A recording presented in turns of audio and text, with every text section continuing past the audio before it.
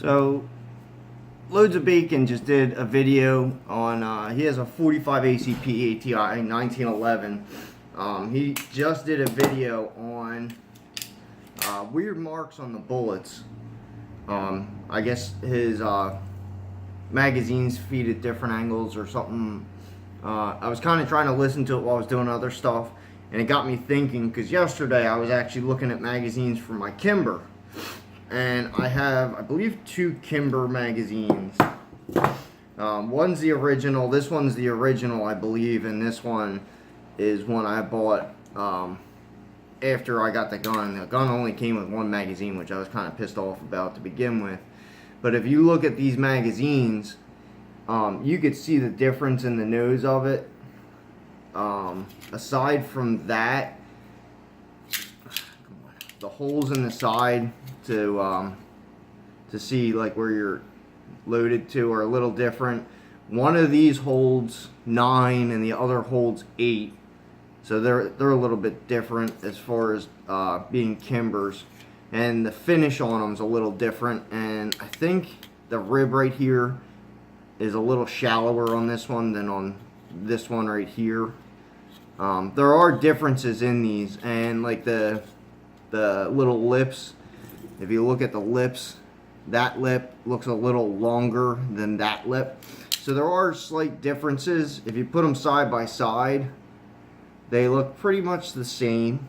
As far as width goes, they're pretty well the same. The angle, if you line the floor plate up, the angle the bullet enters is about the same. So if you go to like a Mec-Gar, and someone told me word of mouth, Mec-Gar supposedly makes magazines for manufacturers, possibly like Kimber. Whether or not that's true or not, I'm not sure. But if you look at, that's on, what's going on here? So I have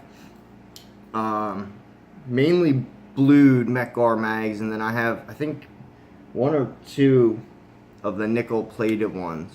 So the blued ones look like the ramp or the angle the follower is, and the lips and everything is about the same. I know one of these magazines, I was looking at it yesterday, and I could have sworn the angle the bullet enters the chamber, or enters the feed ramp rather, was slightly different. Like the nose was pointed down a little more. Yeah, there you go. So if you look at that one, it's so minimal. I don't know if it's going to pick it up on camera. Let's see if maybe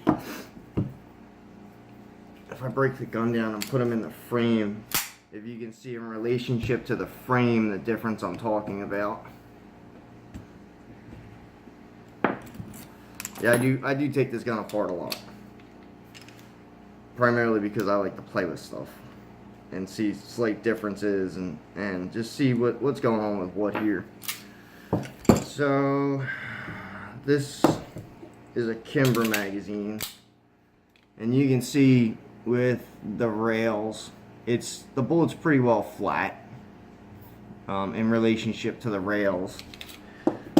This is the other Kimber magazine, and I forget which one came with it. And you can see on that one, see how that one's pointed slightly further up. Now let's try to push that round down and see if it changes. It's still a little pointed up. This is a Mec-Gar, and I marked these because this one on the last rounds, it was giving me failure to feed issues, where it would flip them up. That one actually looks kind of like it sits lower in the magazine, and it doesn't sit as high as compared to the Kimber magazine. Maybe they're the same. Yeah, I might be wrong on that. I could have sworn I had 2 or 3 of these nickel ones. Maybe I'm wrong. But the Mec-Gar, that one looks like it's pretty well the same as far as angle goes. That one looks like it's the same. That one looks the same. I could have sworn there was one that was significantly different. Maybe it's just the way the bullets are sitting in there. Yeah, they're all... And one thing I noticed with these blued Mec-Gar ones, the magazine follower is kind of a little sticky in some of them. So if you run the follower down by hand or feed bullets in and you go to like try and pull them out. Sometimes they're really hard to get out.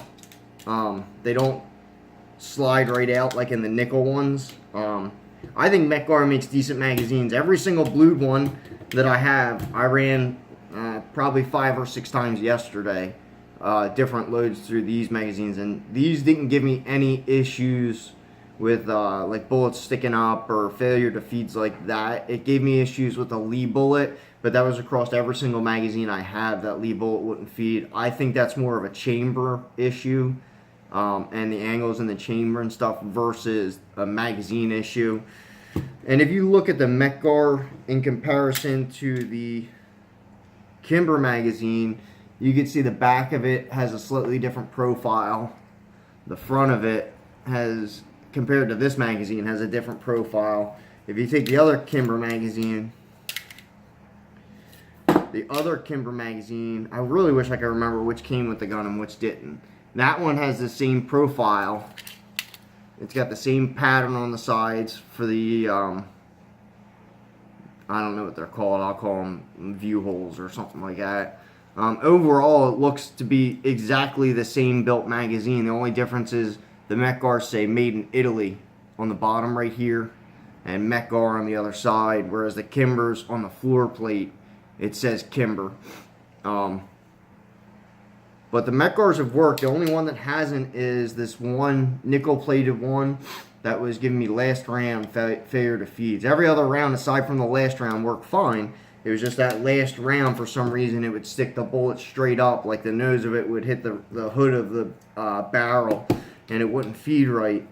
But I just thought Loads of Bacon did that video, and I was looking at it going, huh. I looked at that yesterday, and I thought maybe that was causing some failure to feed issues, and I saw his video, and I'm going to watch it maybe 1 or 2 more times, because I don't think I fully understood what he was trying to get after there. But just in comparison, I wanted to show, as far as 10mm goes, what the differences look like in these magazines. And I don't think it's that significant. The one that had a very slight difference in the angle, maybe that contributes to feeding issues. Maybe it doesn't. Like I said before, I'm not an engineer, so I don't know exactly what does what as far as like good feeding and all that stuff. But I did notice the difference in the magazine angles, and that could also be the follower too. The follower might be sticking or binding and causing the bolt to flip up. It could also be the angle that the lips are bent at, causing it to do that. There's a lot of different things it could be, but that it's kind of, now he's got me kind of curious, because I'm wondering if my feeding issues were magazine related, which I don't think they were, because like I said, I ran those leads through a bunch of different magazines, and they all gave me the same issue. So I just thought it would be a good idea to make a video real quick and see, in comparison to what he was getting with his magazines, if there was any big difference, anything that would show any reason why there might be some kind of feeding issue or something might be binding. But you got to remember too, 45 ACP barrels, they are not ramp barrels. They have like a little, almost like a ramp cut in the bottom of the chamber, but they don't have a full ramp like my gun has. So it might be different, it might not. Hopefully it doesn't affect accuracy with these. The NOE mold bullets, it doesn't affect accuracy. These things shoot awesome. With the Lees, they were hit or miss. But I think that's pretty well it. I just wanted to make a video real quick just to show that and see if it had any good information on it for Mr. Loads of Bacon. We'll see. Thanks for watching.